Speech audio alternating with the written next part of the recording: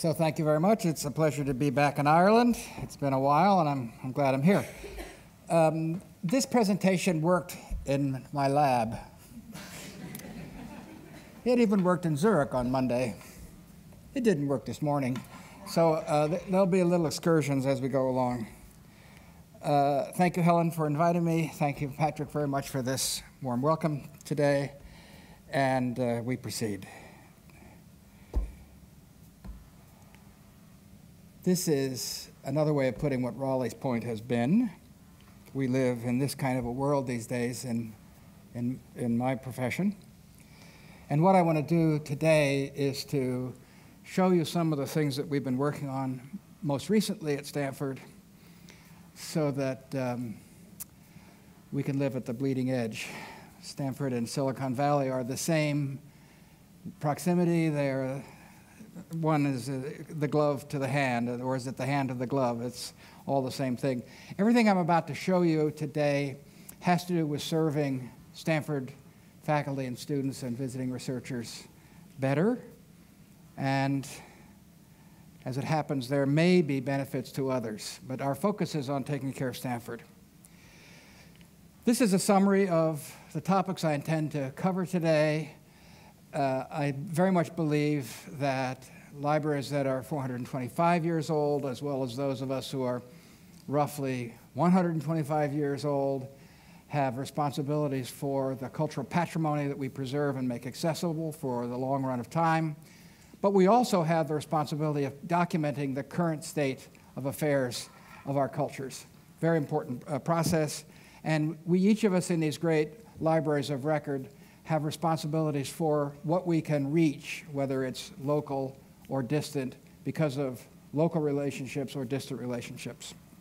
Lots of what goes on happen because of opportunities that arise quite by chance almost, it would seem. I want to talk a bit about preservation, particularly preservation of the digital world. I want to talk about discovery. I'm going to show you something brand new which is about to be launched, a conceptual discovery environment not based on keywords and phrases. I'm going to show you a little bit about stimulating scholarship by way of our new David Rumsey Map Center, which was opened only a month ago. I want to talk about what Raleigh referred to as the IIIF, which is inside baseball, inside cricket, inside hurling, for the International Image Interoperability Framework that makes digital avatars and born digital material in image form visible to scholars from many places, too many places. And I want to talk and show you something briefly, very briefly, some of the products of our Digital Humanities and Computational Social Science Support Center, known as the Center for Interdisciplinary Digital Research. And finally, I'm going to mention two big matters. One is publishing, meaning academic publishing, which depends entirely upon peer review. The new scholarship, which we're calling Interactive Scholarly Works. And I want to talk finally about how it is that we make progress through promoting our people. So these are some of the collections that we're making accessible. The first is maps from our geology lab. The second are dime novels that we've digitized back in the early 90s. The third is the image from the Herbert Mater collection. We have the Buckminster Fuller archive. In the far lower right, you see the elephant, which comes from the Matthew Paris Chronica Maiora, which is one of the great manuscripts at the Matthew Parker Library at Corpus Christi, Cambridge. And in the upper left is Ed Feigenbaum, one of the second generation of AI developers, spent most of his career at Stanford. We've just done something fancy. This middle image here is an interesting one. See if I can make this work. It looks like it might. We acquired a couple years ago a piano roll collection. Piano rolls were the recording devices of the late 19th, early 20th century. And the excerpt I'm going to play you now is Ravel playing Ravel. Quite an insight into phrasing and tempo.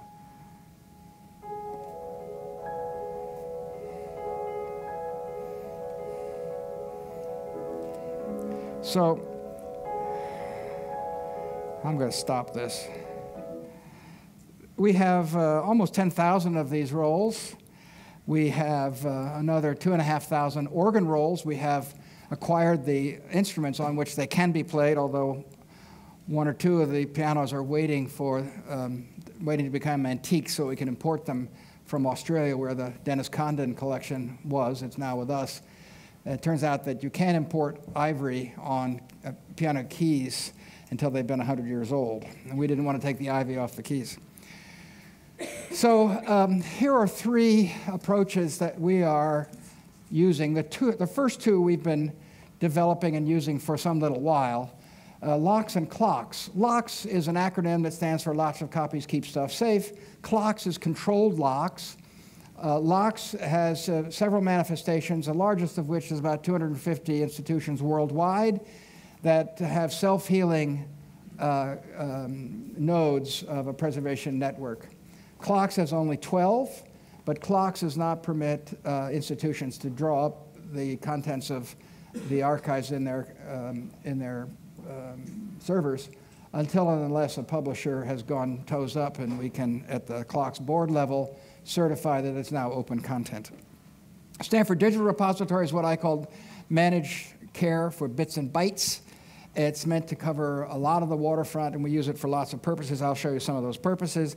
And finally, we've begun working on web archiving, and in just last week, we agreed with 6 of our partner institutions in the Ivy Plus group to begin a coordinated web archiving project using LOCKSS as a private LOCKSS network to share information on what has been decided to be collected, what has been collected, the metadata for those items of web archiving files, and actually to distribute the web files, the WARC files, around those 6 or 7 institutions.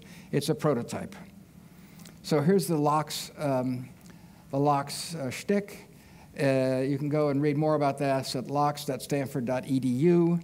Essentially, it's a net caching operation that does not permit all of the local files that are held among the 200 and some odd institutions around the world, so that no government can take all of them out of play.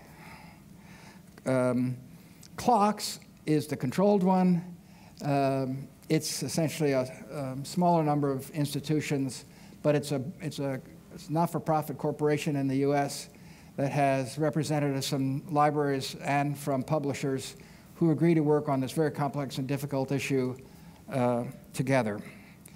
The Stanford Digital Repository it's a sort of a misnomer in the popular definition of the term repository versus archive. It's actually both. And there's a YouTube video here that will explain what's been going on. But here's the rough size of this right now. It's over 1,100 collections as of January of this year, a couple 100 million files, over 200 terabytes. That will grow by a petabyte in 12 to 18 months as we absorb the 3.5 million books that Google digitized for us under the terms of the Google Library project. Lots and lots of formats. We're basically format blind. In our repository are manuscripts. This one's from the Walters Gallery in Baltimore. They use us as a host. We can make good use of it, and we make these files accessible to others. We have a growing collection of digital maps, something on the order of about 70,000 right now, and more to come. You'll hear more about that when I talk about the Rumsey Map Center. We have lots of archives of organizations. This comes from the Musical Acoustics Research Lab, which existed from 1956 to 2007. We took over that corporate archive, and we're making its contents visible.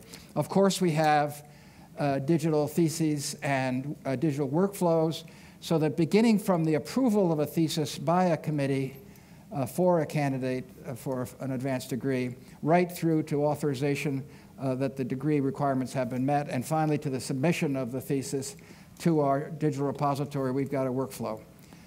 There is an embargo available to some students who believe that their thesis is going to become a bestseller or otherwise result in a patented product. That's fine with us as long as it's visible on campus, and eventually, within 20 years, they have to become visible everywhere. Stanford has a short history as compared to Trinity College Dublin, but we're proud of it anyway. We've got lots of photos. This is the mausoleum where the Stanfords are buried. In the United States, when one receives federal funding for research, one has to make accessible the reports of that research and any products and byproducts. And this, we call this data management plans. These projects do not get approved for funding unless they have a data management plan. And we have at least some cases where data management plans have not been implemented, and therefore both the PI, the principal investigator, and possibly institution go on to a blacklist where they can no longer get money from the federal government. In the case of Stanford, where we get almost $1 billion a year in federal research money, this is a serious problem. So starting in '97, we worked on the Stanford Digital Repository. We put it into action in 2007, and it's been operating ever since in a couple different variant versions. And we now have a staff that sort of shepherd these data management plans into existence and then shepherd the content into the digital repository. This is an example of a collection that's gone in there. It's called Folding at Home. This is a biomedical project involving the folding of proteins or the non-folding of proteins, as in the case of the prion diseases like mad cow disease, Creutzfeldt-Jakob's variant that affects humans. And there are several reports and lots of data in this. And this is a little quote from Vijay Panda, who's directing that effort, was directing that effort. I think he's gone over to Google now. But you can see that he talks about depositing material into the Stanford Digital Repository. We have approximately 1,400 Stanford PIs who are currently implementing data management plans through the Stanford Digital Repository. Discovery. So I thought I'd give you a peek at some of what we do, and you'll forgive me for omitting some steps. You're going to have to trust me when I say that this was a search, a simple search, on 3 words: Ireland, Easter, and rising, in our website. It's, after all, the 100th anniversary of your great rebellion that eventually results in your freedom. So we did the search, and it turned out that there were 286 titles in our 6.5 million title, 11.5 million volume, including e-volumes, collection at Stanford in our online public access catalog. I used the frame on the left, which is a blacklight frame, to alter the results, to filter the results. And what you see are the books that were published since 2005. And the reason I selected that group is that we've been, this is one of the books selected, and you'll see up there that it says summary. We've been buying extra information to enhance these records, these bibliographic records. So we buy from Nielsen book data for English language books. We have somewhere between 500,000 and 1 million enhanced records that involve tables of contents and summaries. This gives our students and faculty who use our OPAC, anybody who uses our OPAC, lots more words to search on in this keyword, key phrase environment we call the online public access catalog. It's a great advance. We're paying our suppliers of Spanish, Portuguese, and Italian books, as well as German language books and French language books, to make tables of contents available to us, which we get on the wire with the preliminary bibliographic records they've created for us and the invoice information. All this means that we're processing material coming into our collection, something like 100 to 150,000 volumes a year in physical forms within a couple of weeks of receipt. We also provide serendipitous browsing virtually. So the square you see is around the volume that we're looking at, Rising, the Rising, and you can see on either side these books that are in the same classification series, albeit in different libraries. So you see, here is Sal 3 to my right, your left. That's our high-density storage facility 40 miles away from campus. Then you see a volume that's in the Hoover Library. Then you see a volume in the Green Library, another one in the Green Library, and then one in Sal 1 and 2, which is an on-campus storage facility. And one can see a whole page of these. So rather than worrying about standing in front of the shelf and looking up and down and back and forth, you get to do it online. We also take that same search argument, Ireland, Easter, and Rising, and send it against something we call cross-search, which essentially examines 273 secondary publications and then provides links to relevant holdings, all decided by keyword, key phrase searching. In this case, you'll see that there's something like 1,000 highly relevant results. This is a federated search engine. It's not exactly predictable what shows up first. And there's an additional, let's see, almost 5,500 records for articles that could be accessed. These 273 secondary publications cover somewhere around 25 million articles. We know very well, that there are hundreds of millions of articles that have been published over the long run of time. And we can also take that same argument and press it against Google Scholar. In this case, it shows the results of 59,000 bibliographic records showing the words Ireland, Easter, Rising. And one would then have to go through all of these, screen after screen after screen after screen, to discover which articles were of real great interest. Problem here is that there's a fire hose of information coming at the reader, and selecting from that fire hose for highly relevant articles is a task for the obsessive. Now I'm going to try something that didn't work earlier this morning, and we'll see whether it works this time. Oh, it didn't. So now I'm going to go back to where I was, press escape, use F3, and take you here. Can you see that? Yes, you can. Good. So this is a brand new conceptual search engine. It is devised by a company whose CEO is a friend of mine from a small biotech company on whose board I served and will be serving until the 25th of this month, based in Switzerland. And this fellow, a PhD from King's London, has devised this conceptual search engine. This engine now looks at about 55 million full-text articles, books, and so forth. The articles are coming from a great many of the usual suspect publishers. The books are coming from publishers such as Oxford, Cambridge, Stanford, many, many others. There are tens of thousands of US and other government documents. There are all kinds of scripts that have been analyzed and thrown into this. So I'm going to do the search that we were just talking about, and right in front of your very eyes, if I can find the keys, I'm going to put in Ireland, Easter, whoops, I have to spell correctly, Easter and Rising, and we'll regard that as a concept. And I have to disambiguate that concept, so I'll take Easter Rising under government and politics. And what you see coming up in front of you is the result of 50 algorithms working on these full texts. And instead of getting a list of titles that happen to have the words Ireland, Easter, and Rising, you're seeing concepts associated with that event. And now you can begin to understand what those concepts and their relationships are. All those lines indicate that there are shared concepts, in some cases a great many shared concepts.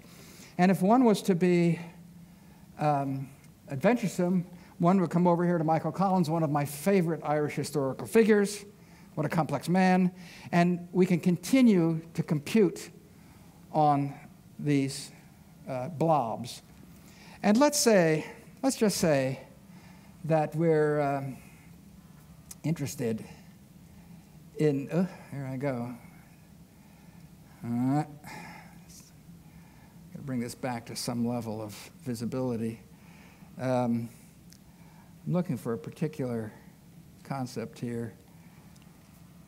Where is it? Oh, let's take the Irish Republican Brotherhood. And it's going to compute again. And I'm hoping, we're not seeing those topics, are we?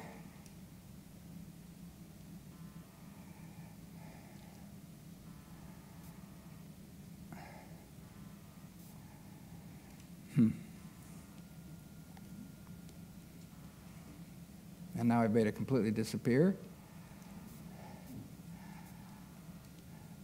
there is a way in which this system produces the documents. And if you look at these documents over here, one can draw up the article or the chapter and read it. So instead of searching by keywords and phrases, you search by ideas. You select the ideas that you think are most relevant. You can save these graphs and share them with your students, with your colleagues, locally and distantly. You can argue about what concepts are important. You can use these conceptual graphs to develop hypotheses, and then you can go and begin to do your research based on the linkages that are here or the citations that are here.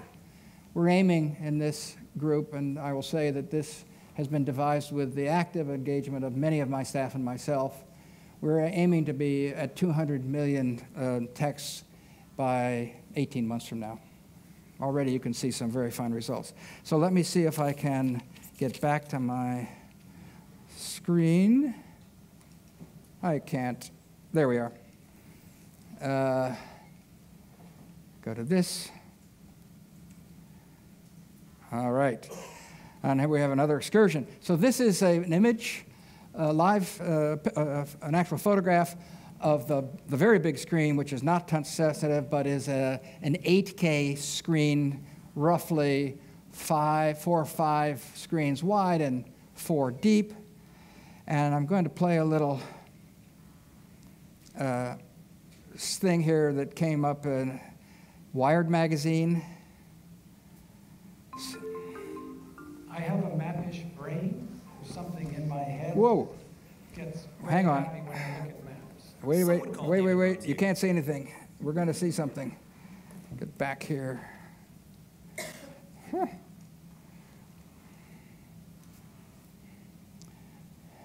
So I've got to escape out of this. Now can you see it? Yeah. No, you can't.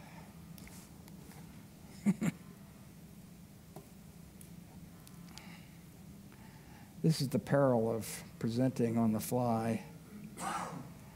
So, back here, escape out of it. There we go. Over here, full screen. Can you see it now? All right. I have a mappish brain. There's something in my head that gets very happy when I look at maps. Some would call David Rumsey a cartophile. Others just put it more bluntly. He's obsessed. Later in my life, the collecting gene, as we call it, flipped on, sometime in my 30s. And Rumsey's collecting gene is strong. Over 30 years, he's accumulated more than 150,000 maps, which he kept in his San Francisco home. Many of the maps and cartographical artifacts are centuries old. I began to see maps as not just wayfinding devices, but wayfinding back into history. And that's when this whole collection was born. I began to see them as stories of historical events, of scientific progress, of survey, even of art. Now, he's donated his massive collection to Stanford University. Part of the philosophy of the center is to make it as open and inviting as possible to undergraduates so that they can get the same bug that I've had for maps. The new Map Center is meant to be the bridge between classic mapping and modern cartography. Visitors will be able to see things like atlases that show Paris through the ages, and then use the wall-size screen to compare the details of pairs of georeference maps from those different historical periods. You end up having the old map inherit the latitude and longitude of the current day surface. And once you do that with several of these maps, then you're able to layer them one on top of the other and then start looking at the changes over time. The key to having that modern access is the obsessive scanning and georeferencing. Stanford has a 16 megapixel phase 1 scan bag machine that shoots high detail, high resolution images of massive maps. So far, the Stanford Digital Repository has scanned 67,000 maps, and each has a permanent URL that can be downloaded by anyone from anywhere in the world. Just endless hidden stories in these maps. They have to be teased out. We're going to provide as many tools as we can to do that process. But what we hope happens is that a lot of our users will teach us how they can find things and use methods that we're not even aware of. So a brand new chapter starting for us. See if I can get, nah, we've heard that already. Let me go down here and get back to my show if I can.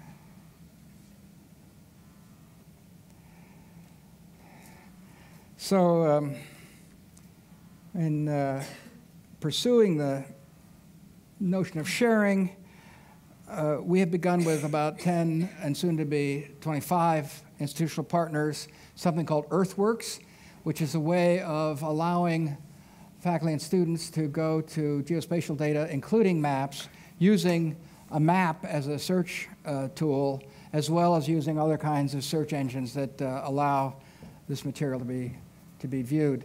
There are approximately 25,000 maps among the 10 or 11 institutions now. It'll soon be more like 100,000. We have 67,000 digitized maps in the Rumsey Map Center, and we're going at a great clip. The International Image Interoperability Framework permits students and scholars, including citizen scholars, to draw up images from several servers into frames on one's own screen, annotate them, transcribe them, measure them, share those annotations, and so forth. So the IIIF is a group of 35 institutions who are founding members of that consortium, with about 125 developers spread around the world, looking at all kinds of images, including 3D images. And some of these are, you can see, are maps and South Asian images and scrolls, typescripts, chess pieces in 3D, ordinary printed works that looks like King James Bible, newspapers, and sheet music. Among our friends involved are Oxford, the British Library, the French National Library. It's quite an eclectic group, and there are literally tens of millions of images from tens of thousands of what you might call titles that are now accessible, and that actually produces for us a problem. I'll come to that in a sec. So what if Deep Zoom was standard and easily used with one environment? What if even the largest of images, this is a Stanford map that's roughly 11.5 by 16.5. It's a Japanese tax map from the 19th century. That's Wayne Vanderkull, is 6.5 feet tall. We have a new measurement. It's called Vanderkull. There are 2 Vanderkulls plus in the one dimension and on the way to 4 on the other dimension. What if you could compare images across sites? What if you could bring together items that were once together but had been separated? In this case, you see a vandalized manuscript page where an image was cut out. And these cut-out images were distributed in many, many different places. Indeed, the pages were distributed. Biblissima, a unit in France, has made it possible in this example to bring all the pages together. And now you can see how we might reassemble the cut-out illuminations into the maps. There, you see them come in? Miracles of modern technology.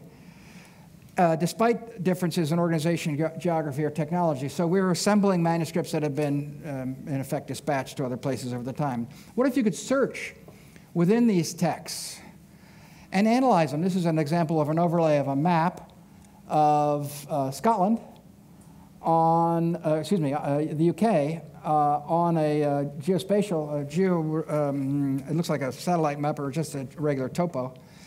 And in this case, there's an annotation going on here. The pink squares are identifying neumes of music in a medieval manuscript for analysis later. And what if you could do those with the viewer of your choice? Mirador is the one that we built at Stanford, but the Universal Viewer and the Internet Archive Book Viewer and whatever viewer it is that's being used at Qatar can be used on these IIIF compliant images. When the images go back to their servers, they've been streamed, they're not actually downloaded. The annotations, the transcriptions, the measurements, all of that gets saved in the local computer, and they come back. So our vision is to do this, to create a global framework by which image-based resources from any participating institution can be delivered in a standard way via any compatible image viewer for display, manipulation, and annotation in any application to any user on the web. So we have tens of millions of images backed by a consortium of world-leading cultural heritage and research institutions. supported by a rich and growing suite of software tools, incorporating the best of current image delivery technology and leveraging web standards. We're presently at Stanford working on a project where we will be making IIIF compliant time-based media, so audio and video media that can be annotated, measured, transcribed, and shared. That'll take us at least 2 years to build. It's a kind of a complicated problem set, but we believe that we'll be able to deal with it. So in terms of interoperability, we mean interoperability of content and technology, space, time, and users. The IIIF is a community that's developed these APIs, implements them in software, and exposes them with about, as I said, there's some stats on. This is a map of institutions that are making use of this IIIF technology around the world. The problem that we now have is discovery. We have so many titles, so many images. How do we make it possible for people to find them? We've got a group working on that. I believe it's going to be in part linked data. I believe some aspects of it will have to be something like we just saw with the conceptual engine. We'll see.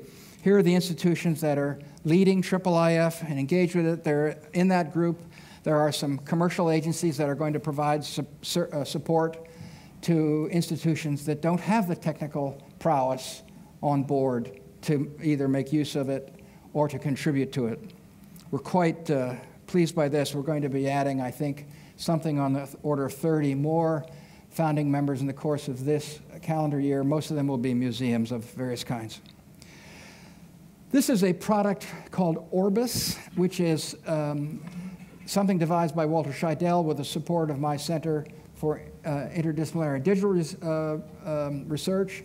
It's intended to show costs and time and treasure of moving goods around Imperial Rome, the Roman Empire. And I'm not going to demonstrate it now. It's too chancy. But you can do this at home. Just make sure you're strapped in and your trays are back up in the seats in front of you.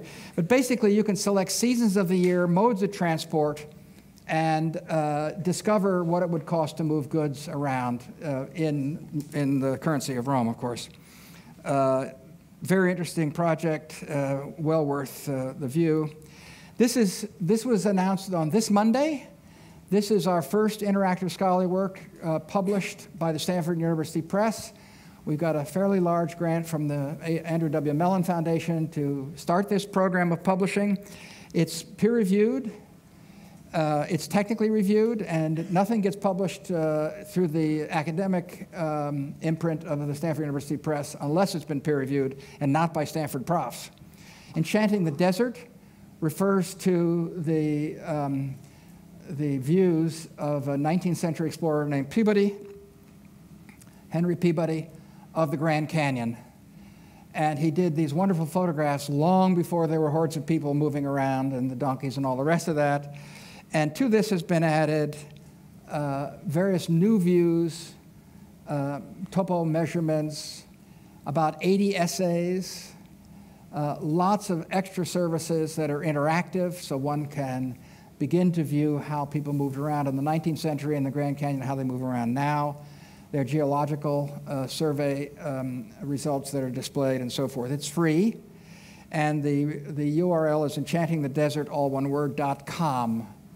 We haven't figured out how we're going to pay for these things, but we're working on that, and there'll be many, many others that come forward. We have 10 or 12 in the pipeline now, and we're recruiting another 10 or 20. So I think within 2 years, 3 maybe, we should see at least 20 of these interactive scholarly works. Our intention in creating this program was to make work in digital humanities, computational social sciences that has been peer-reviewed useful in appointments, promotion, and tenure decisions, so that people who did this work didn't have to write a traditional monograph, just a ribbon of text, but could do something interesting and different and still get credit for it and getting appointed, promoted, and tenured. So big question is, what's the future? How do we take care of the future? We take care of the future by hiring wonderful people, making resources available to them, helping them see that they can propose to do interesting projects, whether locally or at some distance, giving them the resources to do that, the freedom to travel, the freedom to interact, lots of technology possibilities, provide them with other specialists on the team who want to be engaged in these processes and projects. And we promote them by putting them into training programs that advance their subject or technical skills, training programs that help them become better managers, promoting them by giving them opportunities to speak at places like this, although I'm long past getting any other promotion, thank goodness. But we at Stanford believe in our people first and foremost.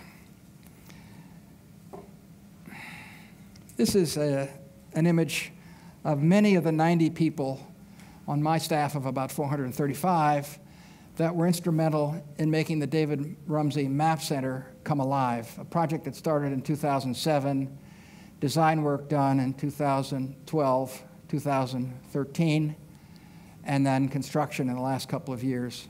That project is a shared project. David put in half the money, I put in the other half of the money, and we are going to be his perpetual home after he and I go to our rewards. And we've deliberately made that map center a very flexible one so that it will continue to grow and change as the technology and as our imaginations change.